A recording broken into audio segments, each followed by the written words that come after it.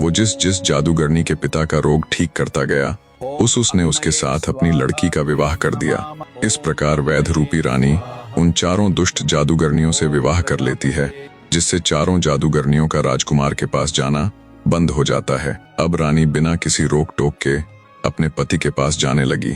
फिर उसने विचार किया, ये सब ज्यादा दिन नहीं चलने वाला, किसी ना किसी दिन तो वो पकड़ी जाएगी। अंततः वो चारों जादूगरनियों से एक एक करके मिला और उनसे कहा कि अब वो वापस अपने स्वदेश जाने वाला है। वो जिस जिस जादूगरनी के आगे स्वदेश जाने का जिक्र करता गया, वो जादूगरनी कहती कि वो उसे भी अपने साथ ले चले। पहली बोली, मेरे पिता के पास उड़न खटोला है, जब हम चलने लगे तो तुम मेरे पिताजी से वो उड़न खटोला मांग लेना। दूसरी ने कहा, उसके पिता के पास झरझर कांथा है, जिसमें से जितना चाहो उतना सोना निकाल सकते हैं, अंततः तुम मेरे पिताजी से चलते समय उसे मांग लेना। तीसरी के पिता से लगलग घोटा और चौथी के पिता से संजीवनी बूटी। वैद्य ने वे चारों चीजें हथिया ली और अपनी जादूगरनी पत्नियों से कहा कि मेरे साथ मेरा एक मित्र है, वह तुम्हें उड़न खटोले में बैठने नहीं देगा। अंततः अगर तुम सब भी मेरे साथ चलना ही चाहती हो तो एक एक करके तुम चारों उड़न खटोले के चारों पायों पर लटक जाना।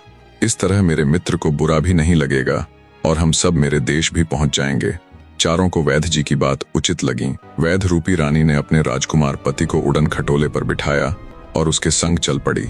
चारों जादूगरनियां भी उस उड़न खटोले के चारों कोनों के पावों को पकड़कर लटकी हुई थी।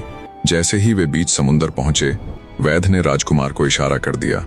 वैद्य का इशारा पाते ही राजकुमार ने एक एक करके चारों जादूगरनियों के हाथ काट दिए, जिससे चारों हाय हाय करती हुई समुद्र में गिर पड़ी। वैद्य रूपी छोटी रानी अपने राजकुमार पति के साथ सकुशल राजमहल पहुंच गई। राजमहल जाने पर उसने राजकुमार के आगे पूरी बात का भेद खोल दिया और अपने असली यानी रानी के रूप में आ गई। अपनी पत्नी की साहस से भरी पूरी गाथा सुन राजकुमार के आनंद की सीमा नहीं रही। ऐसी पत्नी पाकर वो धन्य हो गया, पर एक सवाल अब भी उसे मन ही मन खाए जा रहा था। उसने अपनी पत्नी से पूछा, जब तुम शुरू वाले दिन साहूकार के बेटे के रूप में मुझसे आकर मिली थी, तुमने तभी मुझे आजाद क्यों नहीं करवाया? रानी बोली, हाँ, तब मैं चाहती तो तुम्हें आजाद करवा सकती थी, पर फिर वो दुष्ट जादूगरनियां पता नहीं कितने ही और पुरुषों को निगल कर उनकी जीवन लीला समाप्त करती। मैं शुरू से ही ऐसे किसी मौके की तलाश में थी कि उनका हमेशा के लिए काम तमाम कर पाऊं। अपनी साहसी और बुद्धिमती पत्नी की बात सुन राजकुमार का सर और अधिक गर्व से ऊंचा हो गया। पूरे राज्य भर में आनंद उत्सव मनाया गया। कहानी की पूरी वीडियो एक बार में देखने के लिए नीचे दिए गए लिंक पर क्लिक करें अथवा चैनल विजिट करके भी देख सकते हैं।